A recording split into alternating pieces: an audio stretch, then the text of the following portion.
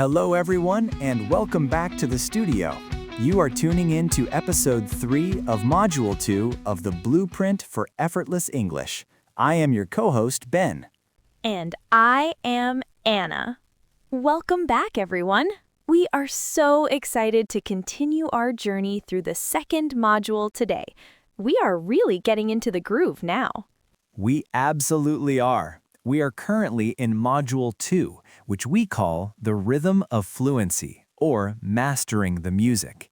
If you've been following along with our 50-episode journey, you know that we spent the entire first module fixing the internal architecture of your mind. Now we are training the physical muscles of your mouth. In episode 1 of this module, we covered sentence stress. We learned that English is a stress-timed language full of bright peaks and lazy valleys. Then, in episode 2, we revealed the secret of the valleys, the most important sound in the English language, the schwa. Today, we are taking those peaks and valleys, and we are going to learn how to stitch them all together. Today is all about connected speech, which is also known in linguistics as liaison. Before we dive deeply into the mechanics of connected speech, we want to ask a quick favor. If you are finding value in this course and you are enjoying the physical shift we are making in this module, please hit the like button and subscribe to the English Chatcast channel. Your support is the engine that keeps this podcast running. It helps us reach thousands of other English learners who are struggling with their rhythm and fluency. So thank you for being a part of this growing community. Now, Ben, when we talk about connected speech, we are really talking about the greatest illusion in the English language, and that illusion is the space bar on your computer keyboard. That is the perfect way to introduce this. When we learn to read and write, we are trained to see language as a series of isolated boxes. You write a word, you hit the space bar, you leave an empty gap, and then you write the next word. Because of that visual training, English learners naturally assume that spoken language works exactly the same way. They assume that when native speakers talk, we are putting tiny, invisible pauses between every single word. But that is a complete myth. In natural conversational English, there are absolutely no spaces between words within a single thought group. When I speak a sentence, my vocal cords do not stop vibrating from the first syllable to the very last syllable. The words flow into each other continuously, like water flowing down a river. This is why native speakers are so difficult to understand for beginners. A student will learn a vocabulary word in isolation, perfectly pronounced with clean edges. But then they go to a coffee shop and the barista says a sentence where 5 words are smashed together into one giant continuous sound. The student freezes because their brain is listening for spaces that simply do not exist. We call this the robot versus the river. The robot speaks word by word by word. The river flows continuously. Our goal today is to turn you from a robot into a river. To do that, we have to understand the 4 main rules of connected speech. These are the physical shortcuts that native speakers use to glue words together. Once you understand these 4 rules, not only will your speaking become much faster and more fluid, but your listening comprehension will skyrocket. Let us start with the first and most common rule. This is called consonant to vowel linking. It happens when one word ends with a consonant sound and the very next word begins with a vowel sound. When this happens, we do not stop the airflow. Instead, we take the consonant from the end of the first word and we push it forward so it actually becomes the first sound of the next word. Let us give a really clear example. Think of the phrase, an apple. The word an ends with an N sound. The word apple begins with an A sound. If you are a robot, you say, an, pause, apple. But a river does not pause. A native speaker takes the N and pushes it onto the apple. So it actually sounds like you are saying a napple. A napple. Stop it. Stop ends with a P. It begins with an it. Push the P forward, it becomes stop it. Stop it. This changes the entire physical sensation of speaking. Try saying the phrase, hold on. If you separate them, you feel a stop in your throat. Hold on. But if you connect them, the D moves over to the O. Hold on. Hold on. It feels completely smooth. Think about how much energy that saves you.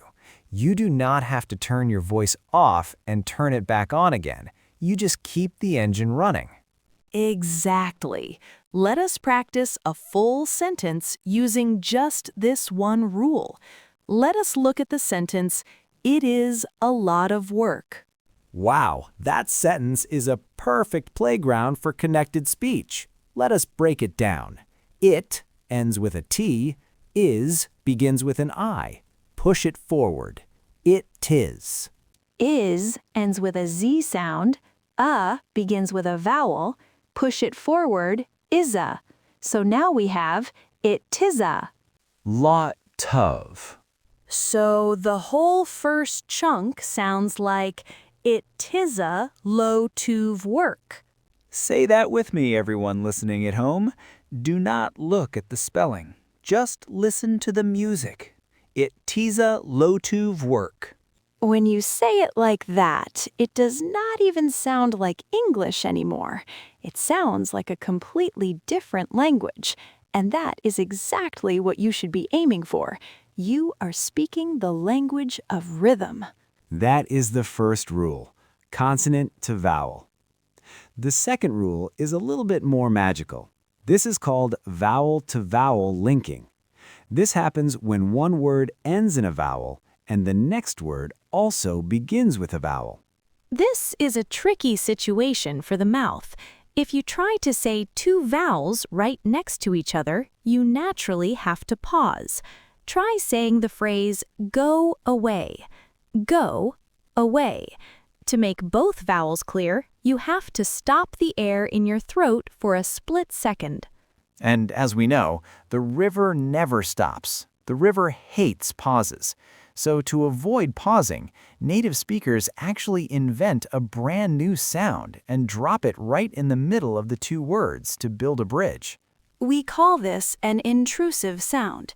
Depending on the shape of your mouth, you will naturally add either a W sound or a Y sound between the vowels.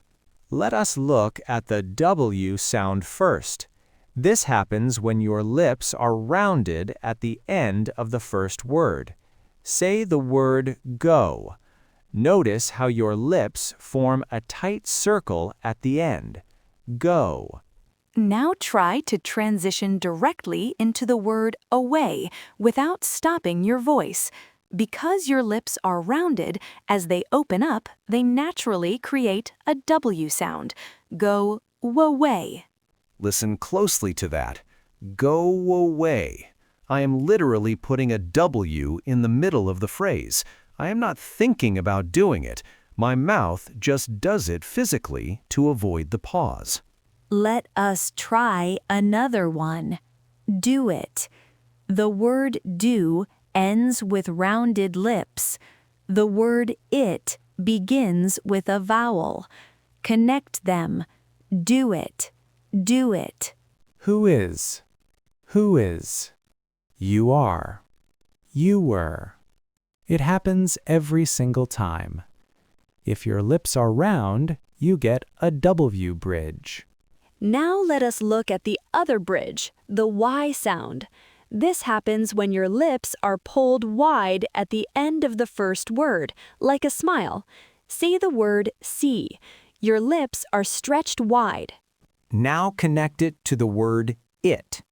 As your mouth moves from the wide E position to the relaxed I position, it naturally creates a Y sound. See it. See it. I am. I am. Say it. say it. He is, he is. I absolutely love teaching this concept because students always look so shocked. They have been listening to native speakers for years, and they never realized we were secretly inserting extra letters into our sentences. But that is the beauty of the physical shift. We are not doing it to confuse you. We are doing it because the human mouth prefers continuous motion over stopping and starting. So, we have covered consonant to vowel linking and vowel to vowel linking. Our third rule of connected speech is where things start to disappear. This is called elision, or dropped sounds. This rule comes into play when two consonant sounds crash into each other. Sometimes it is just physically too difficult to pronounce two heavy consonants in a row without slowing down the rhythm, so we just delete one of them. The most common victims of elision are the T and D sounds, especially when they are sandwiched between two other consonants. Let us look at a very common phrase, next door. The word next ends with a T. The word door begins with a D. Next door. Try saying both of those sounds clearly and quickly. It is very clunky. Your tongue has to do a lot of heavy lifting. So to keep the river flowing, we just drop the T completely. We pretend it does not exist. We say, next door, next door. Think about the phrase diamond ring. The word diamond ends with a D. Ring starts with an R. That is a tough transition, so we delete the D. Diamond ring. Let us look at the phrase must be. It must be true. We drop the T, it must be true. Or the phrase mostly. I am mostly happy. Drop the T. I am mostly happy. This rule is incredibly important for your listening comprehension. Many students will hear a phrase like next door, and they will go crazy looking for the word next in the dictionary. They do not realize the T was just a casualty of speed. And you have to give yourself permission to drop these sounds too. A lot of perfectionist learners feel guilty when they do not pronounce every letter. But remember the good enough rule from Module 1. Perfectionism destroys flow.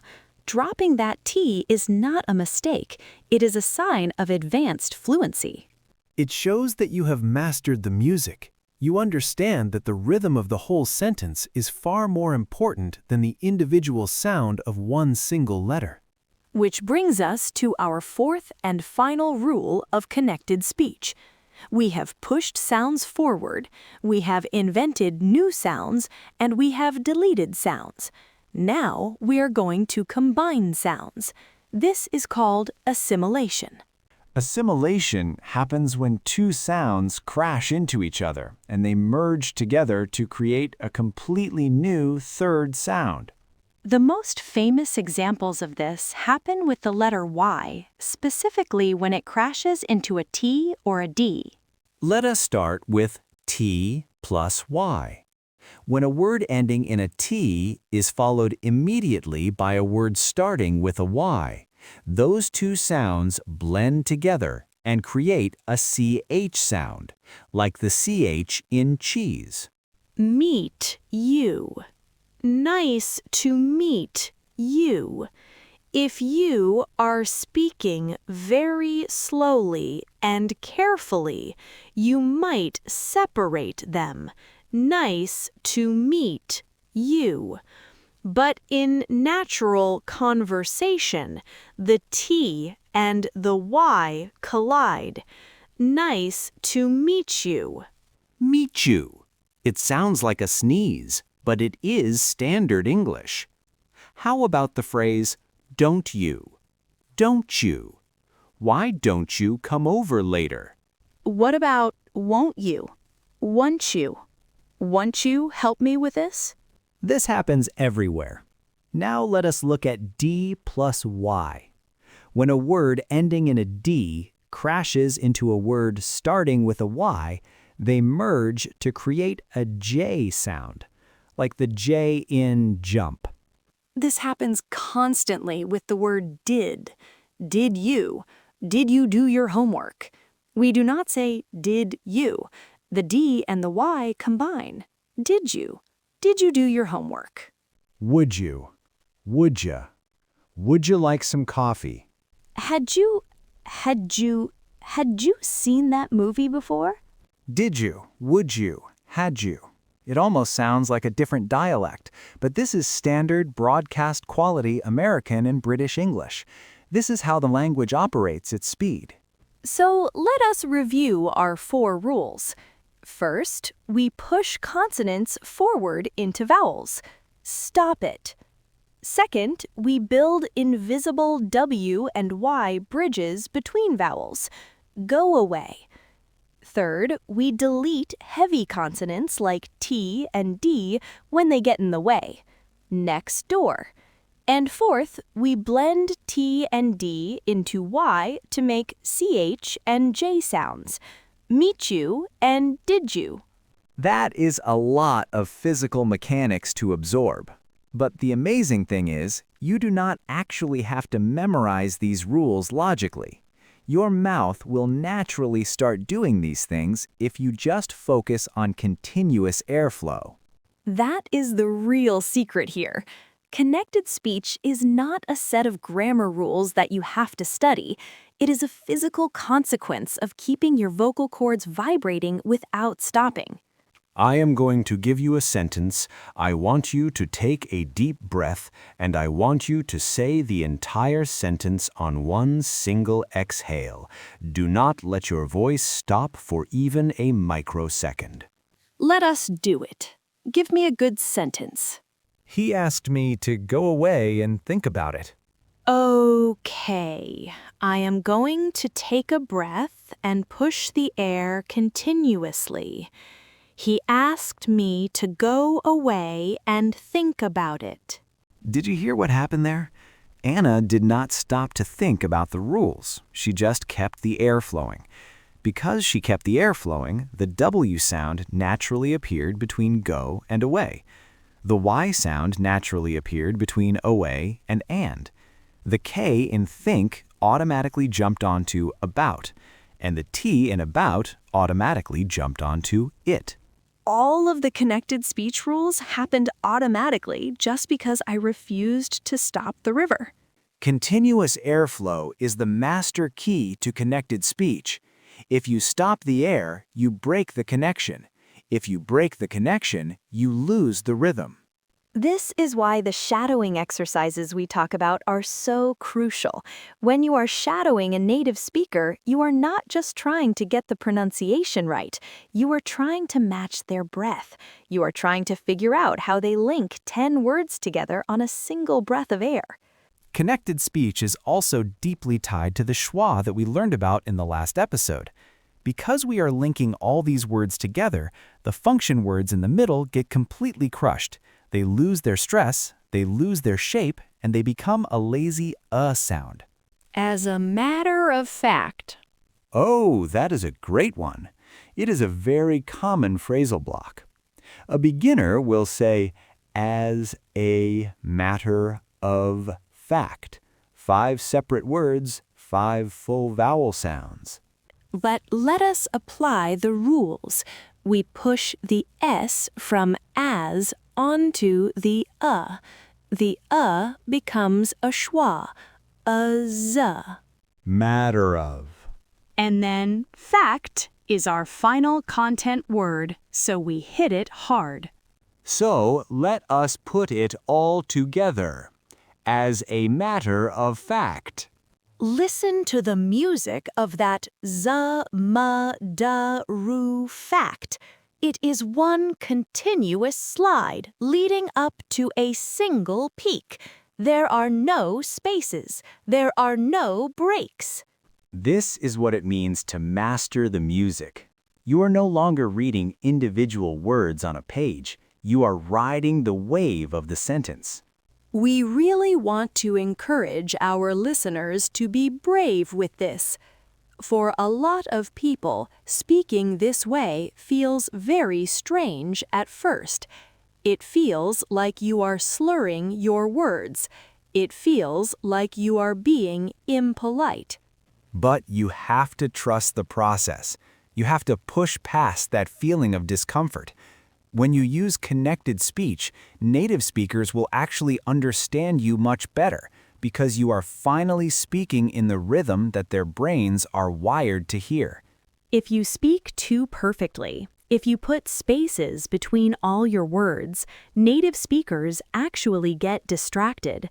They start focusing on how strange your rhythm is, instead of focusing on your message. Connected speech is the camouflage that makes you sound natural. It helps you blend into the conversation. I think it is also important to mention that connected speech is not slang. Sometimes students think that saying "did you" instead of "did you" is only for casual street talk. That is a huge misconception.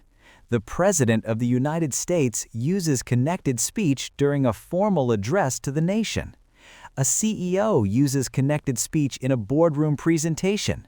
News anchors use it. It is just the standard physics of spoken English. It is not slang, it is biology. Your mouth simply cannot move fast enough to preserve every single boundary between words, and you shouldn't try. Let us talk about our mission for Episode 3. We want you to start actively practicing the river. We want you to destroy the spaces between your words. Your homework for this week is to choose a short paragraph of English text. It can be a news article, a page from a book, or even the transcript of this Chatcast. I want you to take a pencil, and I want you to draw linking lines between the words where you think connected speech should happen. Look for words that end in a consonant and start with a vowel. Draw a line. Look for two vowels next to each other. Draw a little W or Y above the gap. Look for heavy consonants crashing into each other. Cross out the T or the D with your pencil. You are literally drawing a map of the river. Once you have marked up your paragraph, you want to read it out loud, but here is the challenge. You are not allowed to stop your voice until you reach a comma or a period. You have to push all the words together on one continuous breath. It is going to feel very weird the first time you do it. You might run out of breath, you might stumble over your tongue. That is perfectly fine. The goal is not perfection. The goal is to feel the continuous vibration in your throat. Do this exercise every day this week. Read your marked up paragraph 3 or 4 times in a row. Force your mouth to get comfortable with the sliding and the blending. Once you have done this exercise, we want you to come down into the comments section.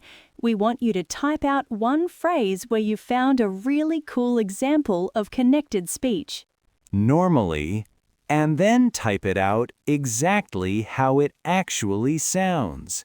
When you smash it all together.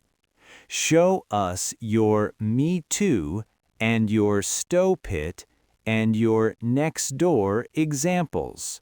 We love seeing the community decode the language like this. When you start seeing these patterns, the entire English language suddenly seems so much less intimidating. It is not a random collection of impossible sounds. It is a highly predictable, incredibly efficient musical system, and you are learning how to play it. You are doing phenomenal work. You have conquered sentence stress, you have embraced the lazy schwa, and now you are mastering the art of connected speech. You are well on your way to true effortless fluency. The physical shift is happening right now. In our next episode, episode 4, we are going to take a slightly different direction. We are going to look at how we use the melody of our voice to show our true emotions. We are going to talk about intonation for intent. That is gonna be a brilliant discussion.